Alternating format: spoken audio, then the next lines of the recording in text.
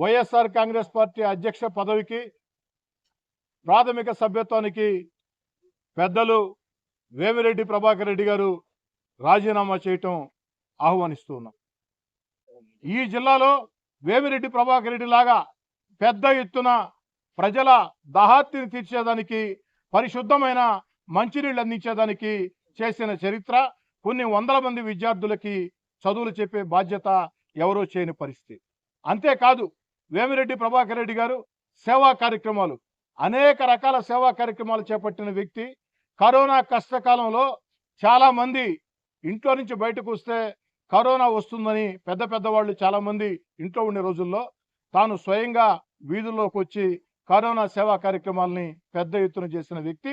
తాను చేయటమే కాదు, ప్రభుత్వం చేసేదానికి కూడా తన వంతుగా ప్రోత్సాహం ఇచ్చిన వ్యక్తి.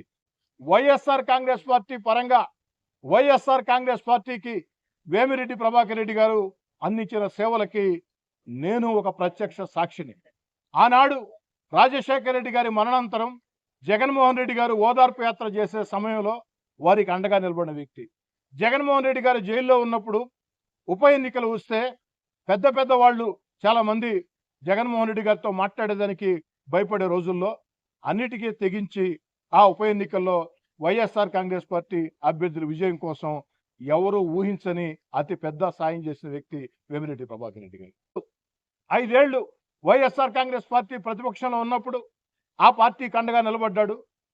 ఆనాడు రాజ్యసభ ఎన్నికల్లో పార్టీ ఓడిపోతుందని తెలిసి తాను ముందుకు వచ్చి గెలుపును ఒక సవాల్గా తీసుకుని తనకున్న వ్యక్తిగత పరిచయాలతో, వ్యక్తిత్వంతో వైఎస్ఆర్ కాంగ్రెస్ పార్టీని రాజ్యసభకి గెలిపించిన వ్యక్తి.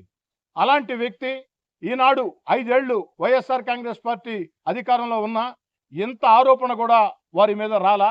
విపిఆర్ గారి మీద అందరితో సఖ్యతగా ఉంటూ తాను తన చేతనైంది 10 మందికి మేళ్లు ఎలా చేయాలా, తాను సొంతంగా ఎలా చేయాలా, లేదు ఎవరైనా అవసరం ఉండి తన కాడికి వస్తే కులాలు, మతాలు, పార్టీలు అతీతంగా 10 మందికి సేవ ఎలా చేయాలా, ప్రభుత్వం ద్వారా ఎలా పనులు చేయించాలా ఆలోచన చేసే వ్యక్తి. అలాంటి వ్యక్తి ఈరోజు ఇంతటి తీవ్ర మనస్తాపం. దీనికి కారణం ఎవరు? ఖచ్చితంగా ప్రజలందరూ కూడా ఆలోచన చేయాలా. వేమిరెడ్డి ప్రభాకర్ రెడ్డి గారు స్పష్టంగా చెప్పారు, అయ్యా నేను ఎన్నికల్లో పోటీ చేయను, నాకు ఆ ఉద్దేశం లేదు, నేను వైఎస్ఆర్ కాంగ్రెస్ పార్టీకి అండగా ఉంటాను, అన్ని రకాల కూడా నా వంతు బాధ్యతలు అందిస్తాను అని చెప్తే, కాదు నెల్లూరు జిల్లాలో వైఎస్ఆర్ కాంగ్రెస్ పార్టీ పరిస్థితి చాలా బలహీనంగా ఉంది, మీరు ఖచ్చితంగా ఎంపీగా పోటీ చేయాలా అని వైఎస్ఆర్ కాంగ్రెస్ పార్టీ అధినాయకత్వం చెప్తే విధిలేని పరిస్థితుల్లో వారు అంగీకరించి పోటీకి సిద్ధమయ్యారు. వారు పోటీకి సిద్ధమైన తర్వాత అడుగడుగునా కూడా అవమానాలు, అడుగడుగునా కూడా కుట్రలు, అడుగడుగునా కూడా కుతంత్రాలు. వేమిరెడ్డి ప్రభాకర్ రెడ్డి గారు ఫలానా అభ్యర్థిని మార్చమని కానీ, లేదా ఫలానా అభ్యర్థిని ఉంచమని కానీ ఎక్కడా చెప్పలా. తాను ఎంపీగా వైఎస్ఆర్ కాంగ్రెస్ పార్టీ ఏ అభ్యర్థుల్ని పెడుతుందో వారితో సమన్వయం చేసుకుని ముందుకు సాగాలని అనేక ప్రాంతాల్లో కూడా తిరిగారు. వైఎస్ఆర్ కాంగ్రెస్ పార్టీని ఆదరించండి, దీవించండి, ప్రోత్సహించమని చెప్పారు. అలాంటిది ఒకరోజు ఒక అభ్యర్థిని జిల్లా దాటిస్తారు. దాటిచ్చిన తర్వాత ఎందుకు దాటిచ్చాయంటే వేమిరెడ్డి ప్రభాకర్ రెడ్డి గారు దాటించమని చెప్పారని చెప్తారు. పత్రికల్లో, టీవీల్లో వార్తలు వస్తాయి. దాన్ని వైసీపీ అధిష్టానం ఖండించదు. అదేవిధంగా ఇంకా బాధాకరం ఏమిటంటే ఒక అభ్యర్థి టికెట్ ఇస్తారు, మరో కొంతమంది టికెట్లు ఇస్తారు. ఇచ్చిన తర్వాత వెంటనే టీవీల్లో, సోషల్ మీడియాలో వార్తలు వస్తాయి, వేమిరెడ్డి ప్రభాకర్ రెడ్డి గారు ఆ అభ్యర్థుల్ని వ్యతిరేకించారు అని చెప్పని. వైసీపీ అధిష్టానం ఇది ఖండించదు. అసలు అభ్యర్థుల ఎంపికలో వేమిరెడ్డి ప్రభాకర్ రెడ్డి గారితో ఎప్పుడు మాట్లాడలేదే. మాట్లాడినప్పుడు వ్యతిరేకించారా, సమర్థించారా, ఏ విధంగా తెలుస్తుంది?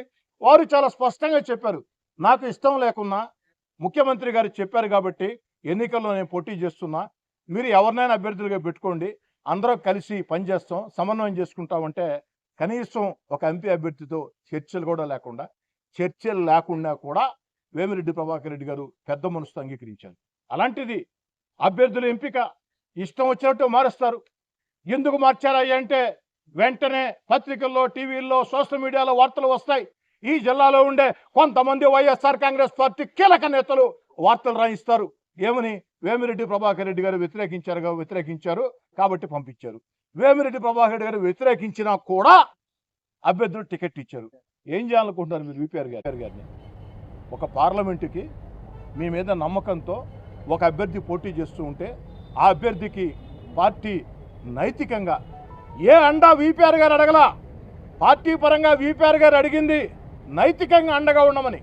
అలా అండగా లేకుండా కుట్రలు కుతంత్రాలు ఈ జిల్లాలో ఉండే కొంతమంది వైఎస్ఆర్ కాంగ్రెస్ పార్టీ కీలక నేతలు వేమిరెడ్డి ప్రభాకర్ రెడ్డి గారిని ఎలాగైనా వైఎస్ఆర్ కాంగ్రెస్ పార్టీకి దూరం చేయాలా, వేమిరెడ్డి ప్రభాకర్ రెడ్డి గారిని జగన్ గారికి దూరం చేయాలా అన్న కుట్రలు కుతంత్రాలు ఈ జిల్లాలో ఉండే కొంతమంది కీలక నేతలు చేస్తూ ఉంటే వైఎస్ఆర్ కాంగ్రెస్ పార్టీ అధిష్టానం వారిని పిలిచి